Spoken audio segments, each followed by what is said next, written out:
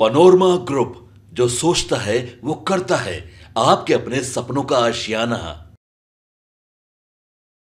नमस्कार, भारत लाइव पे आप सभी दर्शकों का एक बार फिर से बहुत बहुत स्वागत है। मुद्दे की बात करने बैठे हैं। हमारे साथ हमारे senior journalist Chandan Jha sir मौजूद हैं। एक मामला नीट परीक्षा का जो सबसे ज्यादा देश भर में विवादित मामला हो गया है। दरअसल आपको ये बता दे कि नीट परीक्षा के धांधली में बिहार के कुछ सेटर पकड़े गए हैं।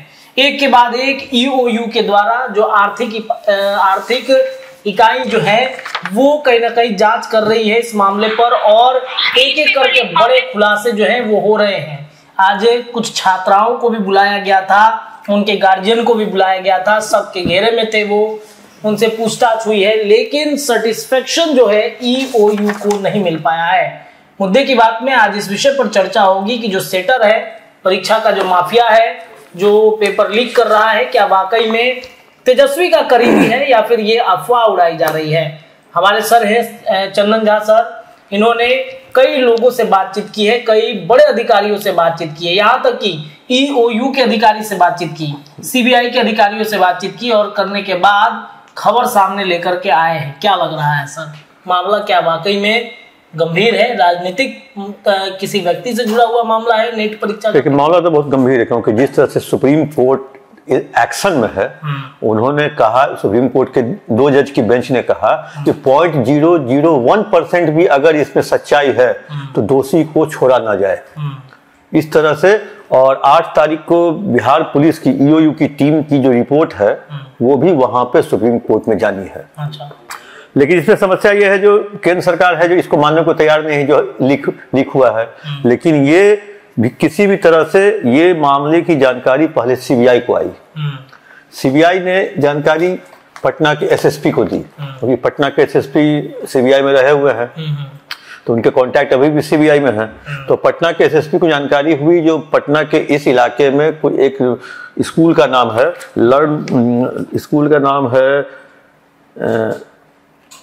Learn play school. अच्छा, लर्न प्ले स्कूल। हाँ, जो जिसमें कुछ छात्रों को रख के रटाया जा रहा है वहां पे क्वेश्चन के आंसर को।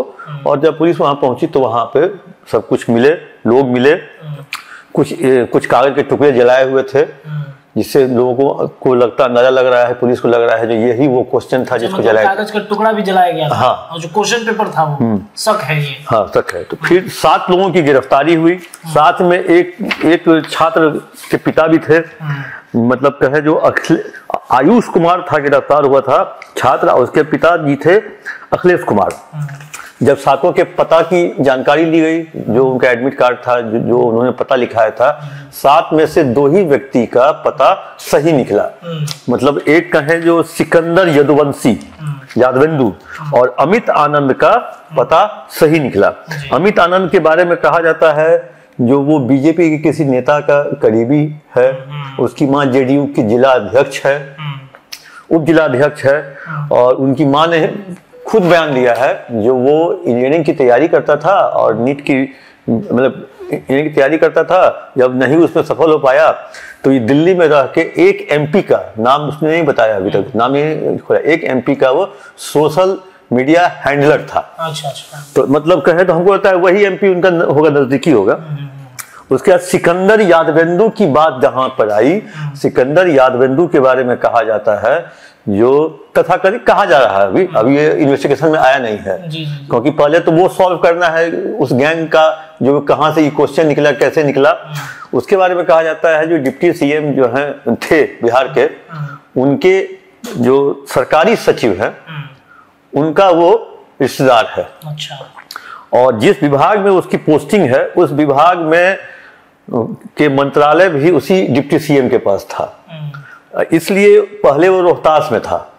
रोहतास में फॉगिंग मशीन जो होता है, जो रात मच्छर भगाने वाला, मारने वाला जो मशीन, उस मशीन की खरीद बिक्री में इसकी कुछ संलिप्तता आई थी, मतलब कुछ भ्रष्टाचार के आए थे। क्योंकि जब ये गिरफ्तार हुआ तो उसके बाद ईओयू के अधिकारियों को लगातार रोहतास से, डेहरी से मैसेज आता था कि सर वो यहाँ भी था तो ऐसे किया था, ऐसे किया था।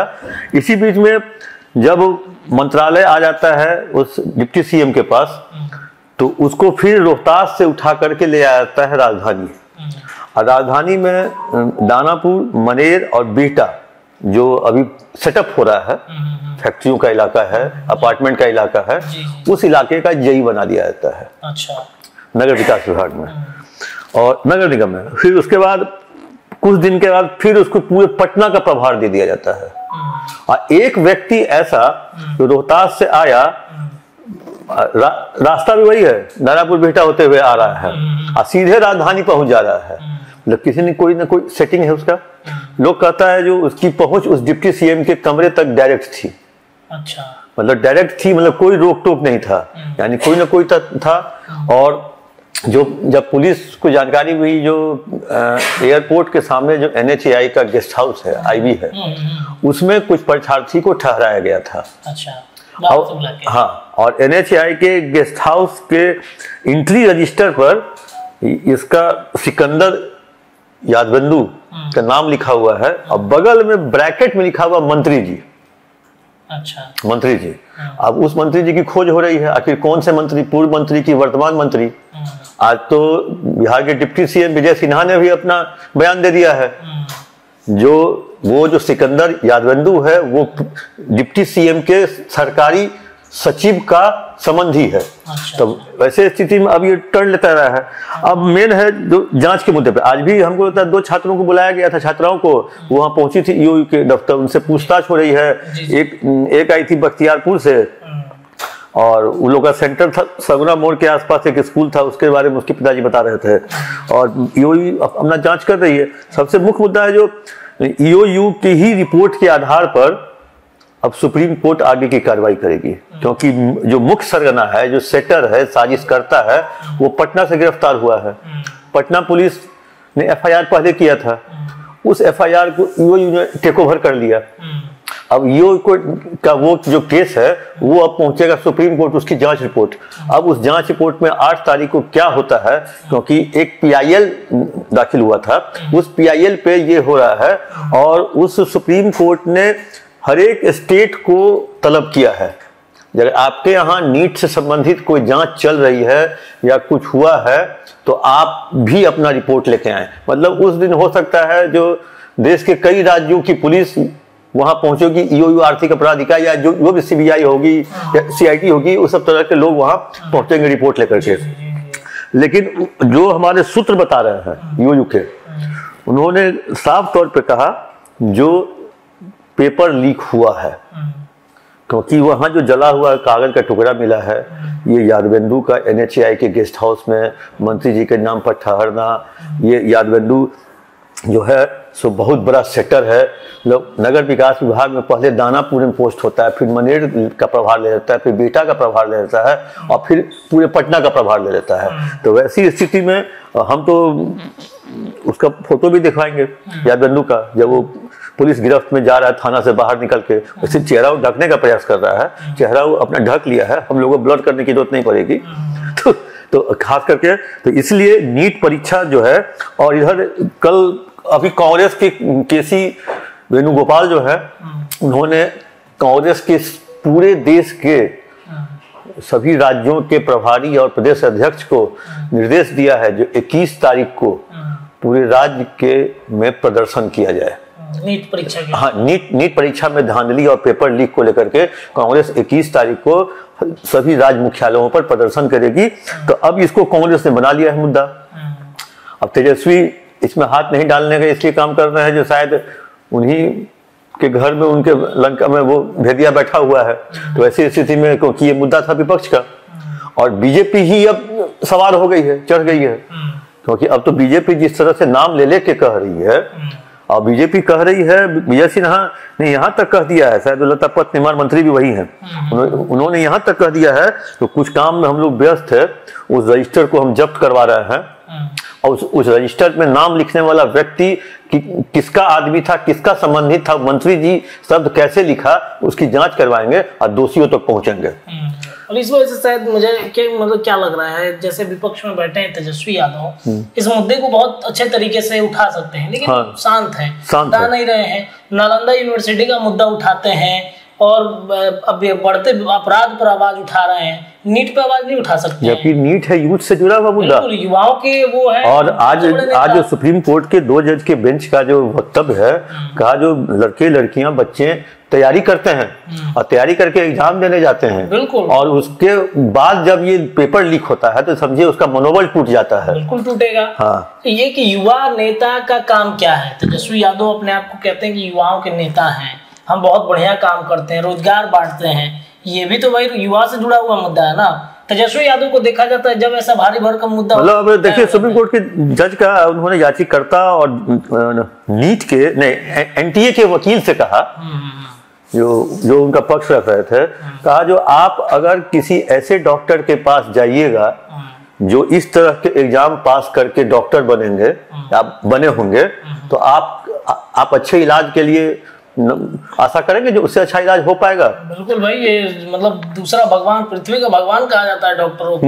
और इस तरीके से वो धांधली करके जाएंगे परीक्षा में, डॉक्टर क्या मतलब मुन्ना भाई वाला MBBS वाला बात याद आ जाएगा कि पकड़ेगा चीरफाड़ करने के लिए तो हाथे कांप रहा है। और पटना का EOU ऐसा है जो जब से नीट का हुआ है जांच शुरू, जब से जांच हुई है शुरू, दरवाजे पर गेट पर बड़ा ताला लग गया है, क्योंकि इतने मीडिया पर्सन्स वहां दरवाजे पे खड़े हैं एक बयान लेने के लिए।